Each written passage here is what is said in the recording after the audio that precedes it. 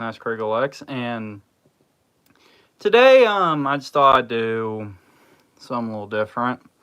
I decided to talk about the Gibbs seasons from years I've been there. So if y'all like this video already, go ahead and give it a like, subscribe, and let's get on into it. So my freshman year at Gibbs was it was the 2020-2021 year, which was COVID year.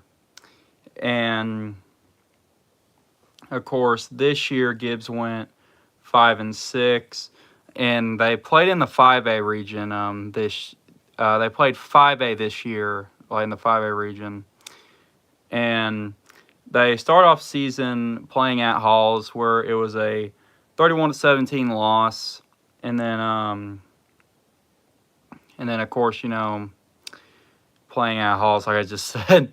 Then the next week they played Seymour, which they won 49-25 to make them 1-1 on the season. And then the next week I actually went to this game, South Dole. They lost 37-17, and then the next week they played Morristown East, where they won 39-14. Oh, yeah, funny story actually. I actually remember I went to school the next that Monday after, and my lifetime wellness teacher, who is no longer there, was actually the wife of the coach of Morristown East, and I did not even really know that. And then I said this in her class, and I said, "Yeah, we won because Morristown East sucks." That's actually what I said. But hey, no hate to Morristown East. Like that was more when I was like, really, I don't know how to describe it, but I just want to say that I was a bit cocky, you could say, or a bit toxic. Yeah. Anyway, then Gibbs played Campbell County the next week, and they lost 41-31.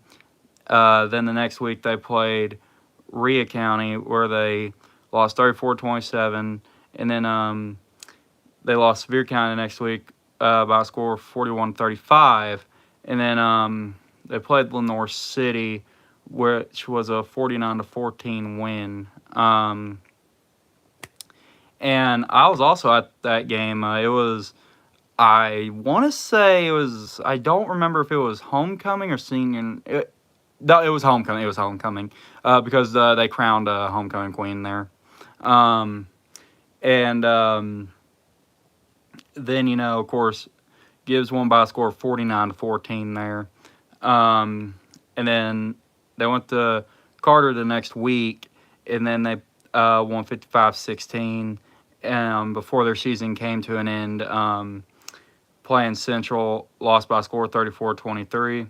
And some notable departures, excuse me, some notable departures I'm going to say here heading into the 2021 season were Bryson Schoen, Colton Qualls, Zach Dyer, Mason Cole, and so much more. And, it would be really, hard for this Gibbs team, I'm sorry, let me reword that. Gibbs, was going to be, well, Gibbs did have some competitive, sorry guys, it's been the first time I'll being live, so show me some grace here. However, I said this was the COVID year.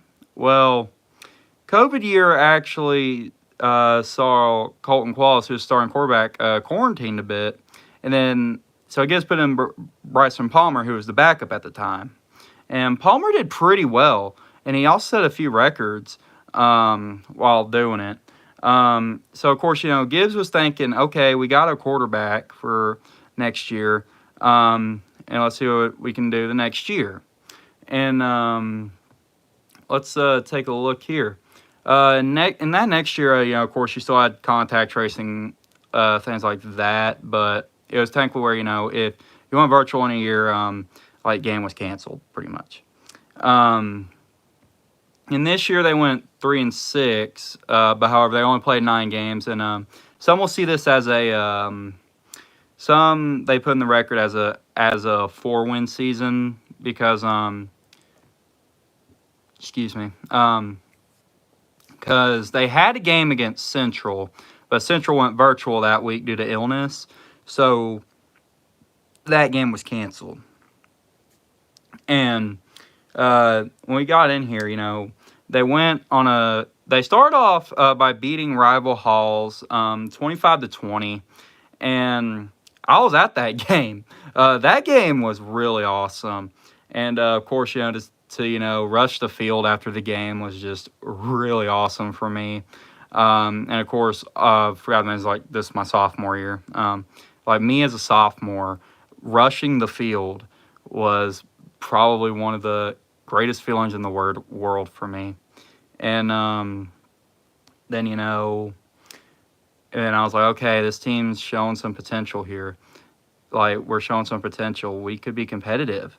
Then, of course, they lost to Webb the next week. I forgot to mention, this was also the first year Gibbs was in 4A. They were dropped to 4A this year. Then they lost to Webb 17-14. And then they lost to Carter 42-35. I was at the Carter game, and I was also at the Rivalry Thursday game where they play Fulton, where they lost Fulton 54-26. And then, of course, they played Scott. Then they played Scott, and they won by a score of 49-19. And then I was also at the Anderson County game where Anderson County came up to Gibbs, and Anderson County was a loss by a score of 19-6, and then they got their final win of the season against York. And I was also at the Clinton game where I want to say this, to where I'm kind of questionable with some of the calls on this game. Like, for example, Gibbs had, like, when Gibbs was about to put this game away, a flag came out and they said Gibbs was holding. And now I don't know if, I don't really know what, like, I don't really remember who they called it on, but I do know that in my opinion, this was a bad call. And then Clinton, of course, won 31-28 here. And then, and the next week Gibbs played South Dual in a winner-go-home game, and they lost 45-7. All right, so the next year, and for this one here, like, of course, in the record book, they're going to say it's a 4-win season. Max Press says 3-6. So I'm going to count as 3-6 because the Central game was never made up. So I would call that maybe a tie. Well, I'll probably say no contest, maybe. That's what I would call it. And yeah, also to all the viewers who are just now tuning in, hello. I hope you all are having a great day. Yeah. So next year, Gibbs, of course, having coming off this season, like that last season, having a bit more, of like trying to get better. But there's also something else. This season was the no stadium tour, and to where Gibbs pretty much was a traveling team pretty much, and they had to use different school stadiums as their home. Now I will say this though, Webb, which I'm going to talk about here in a minute. Webb was actually scheduled to be at Gibbs, but however, unfortunately, Gibbs did not have a stadium, so they moved it up to Webb. And then, however, Gibbs started out this season with the win against Halls, and I was at that game where that game was at Halls, and I think it was awesome. We got to storm the field again, and and like I say, now I'm a junior here, and I'm like, that was just one of the best moments of my life right there, and that win was 34-23. Heading into the next week, Webb, they lost 52-7. They followed it up, and I was at this Carter game as well. And also, I'm going to say this: the Carter game and the Halls game, they were both away. And Carter let's just say Carter did not really like they had the lead, and then Gibbs started making them fumble, and then into the and got some scooping scores, and hey, I'm gonna call it the Rain Bowl because that's pretty much what it was. It was pouring rain that night, and I will say this, that the 42-26 win that's probably one of the best games I've been to. And now, it probably wasn't good for me, but considering the fact that I was kind of suffering from the after effects of the rain that next week. But still, this was one of the best Carter games, Gibbs versus Carter games that I've been to. And the Central game, which was a rivalry Thursday game, they played that at Carson Newman University. Also, shout out to them, by the way. I went, I actually had a college tour there, and I really liked it over there. Yeah, so shout out to Carson Newman. I unfortunately did not go to this game because, like I say, it was a school night. And with the fact that, I had school the next day, I unfortunately could not really attend it. So I watched this game from home. And when it looked like Central was about to pull it off, Gibbs just held on. And I was proud of those guys for being able to hold on and win for their set 2-game win streak. Then the next week of Fulton. This game I was not at because, I was up in Bristol because NASCAR was at town, and we went to the Xfinity race because me and my dad went to the NASCAR Xfinity Series race. And then we went to the Cup Series race on that Saturday. Xfinity Series race was on that Friday. I was keeping up with the game while I was at Bristol, and Gibbs was down a lot. Like, I don't remember exactly what the score was, but I will, I'm saying, before we got to this final score. But Gibbs ended up coming back. But, however, at the end, it just wasn't meant to be, as Fulton would hold on to win 61-55. And from what I heard, that game was amazing. And really wish could have been there. But, hey, let's just say this. That from what I've read, Gibbs throwing back, it showed Gibbs that, Gibbs refuses to lose. All right, and then the next week I went to this game. It was Scott, where Gibbs played at Central High School. Gibbs defeated the Highlanders 42-14, and also this is also Scott's last year in 4A as they dropped down to 3A. Yeah. And then next week was Gibbs' second rivalry Thursday game against Anderson County, where they lost by a score of 55-24. And then the next week I was also at this one the game where Gibbs played York. And York ended up being a 24-7 win. And, yeah, it was just really good. Like, that was a pretty good game. And then, of course, I went to Clinton, at Clinton. Ended up being a 53-50 loss in overtime. But I will say this, though. After reviewing some of this stuff, there's so many missed calls against Clinton. So many missed calls, targeting, things like that. However, Gibbs, unfortunately, lost 53-50 in overtime. And I'm not going to explain, what all happened in that game. But there are some calls that I feel like, should have been looked over, you could say. And then, of course, the next week, South Dual, it was the second game that Gibbs would play at Carson Newman. I was at this game, and Gibbs whooped South Dual. The final score was, and you're going to be blown away here, the final score was 71-42. Yeah, and for this one here, and then the next week, of course, for the playoffs, I remember being asked by Landon Frisco. He said, hey, keep track of the Fulton Carter game for me because we need Carter to win in order to get that second seed. And when we checked, Carter defeated Fulton by a score, I think 72-54, I believe it was. And ended up, giving Gibbs the second seed. And then the next week, Gibbs played Granger in the first round. That game was played at Fulton, and that was the last game that I went to.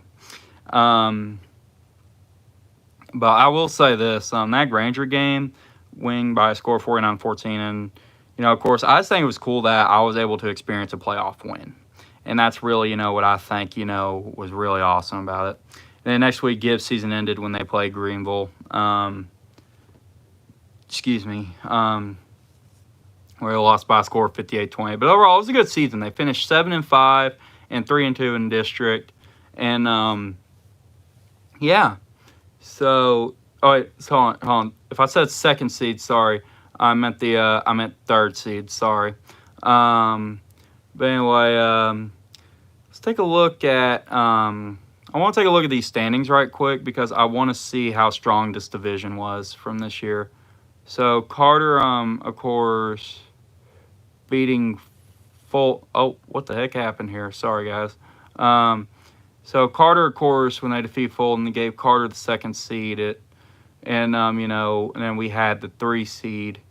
But however, yeah. So sorry about that, guys. All right, let's take a look at now this year was one that really I feel like should be talked about. Not many expectations were there for Gibbs, and the fact about that was because most of their players that really made an impact had graduated, including quarterback Bryson Palmer, running back Eli Hubbs, and so many others. And then heading into this one, they started off season with they alter between 3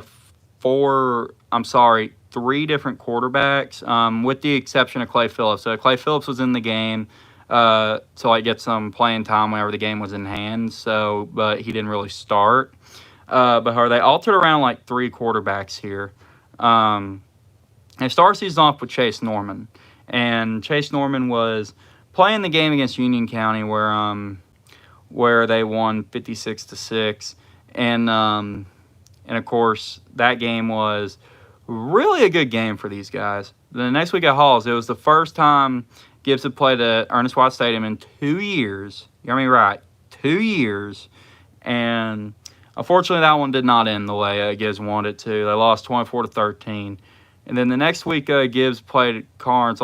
Gibbs redeemed themselves this game, playing Carnes, and won by a score of 49-20. And in this game, they decided to make a change at quarterback, put in Maddox Brackfield, and Maddox did not disappoint. And then, of course, the next week they played Seymour at Seymour, where they blew out Seymour 48-0. And Seymour and also Scott, like I said earlier, was dropped from 4A, and Seymour took their place. And then, the next week Gibbs played South Doyle. And I will say this, them black jerseys, them dark mode jerseys with the blue numbers debuted this game, and they looked awesome. And then they won that game by a score of 55-13. Then the next week they played Campbell County. And Campbell County, let's just say this, Boone Brockwell set the Gibbs record for most touchdowns in a game at this game was 6. You heard me right, 6 of them. Yeah. Then the next week, Gibbs played Carter at home, where they won that game by a score of 34-21. And then the next week, they played Morristown East, which was a 21-14 win. And then the next week, they played Anderson County, which ended their 6-game winning streak at by a score of 55-6, which was a loss. And then the next week, Gibbs played Fulton, where they won by a score of 59-30. And let's just say this, this game was also historical. Not only was it senior night, but Gibbs had not defeated Fulton since 2000. And they defeated Fulton by a score of 59-30, and that ended those years of not beating Fulton, that ended that losing streak. And then the next week was 21-3. Gibbs went into the half of this game against Northview in the playoffs. They went into the halftime by down 21-3, and then Wyatt West getting that first touchdown for Gibbs in the third quarter, and then of course and then I remember the fourth quarter. I was like, when it just looked like Northview was going to win their first playoff game in their school history. We I saw Brady Hughes, because they were on like the 4-yard line. I saw Brady Hughes strip the ball away, and Brady went all the way for a Gibbs touchdown. And then, of course, Benji Angola. Gibbs went for 2 on this one. Then, after stopping Northview's offense the next drive, Gibbs then got the ball back, and Benji Angola kicked it to make it tied at 21. And then, with 2.5 seconds left in the game, Northview used their final timeout in regulation to ice the kicker, and it worked as Benji Angola's kick was blocked. And then of course, the tension was rising from what I could say. Just the suspense was killing everybody. And then Gibbs won the toss and won the overtime toss and elected to be defense, and Northview scored first. And then my man Brady Hughes blocked the kick, blocked the extra point attempt, and the man of the year for Gibbs, Boone Brockwell, then ran it in for a touchdown ran in for a touchdown to tie the game at 27, and then they put out Benji Angola for the extra point, and this time Benji did not disappoint, making it, and then everybody stormed the field right after. And I'll admit, if there's anything that I'll say, Halls, Gibbs, that rivalry, now there's nothing more like that rivalry, storming that field, but this celebration just hit different. I remember every fan cheering, and before they even opened the gate to let us out, we were just cheering and celebrating like crazy. And unfortunately, Greenville ended up the next week was a loss of 4-0. And also, I forgot to mention, quarterback Warren Axton, transfer from Alabama, came to Gibbs, played in the Fulton game, where they alternated between Maddox and Warren did great in here. And then the Northview game, and Warren had only been here a couple weeks, back then. And then in the game against Northview, he helped lead Gibbs back 21-3. And that's just something that, I think is really impressive, because, Warren had to learn some of these plays right on the fly. And, yeah. All right.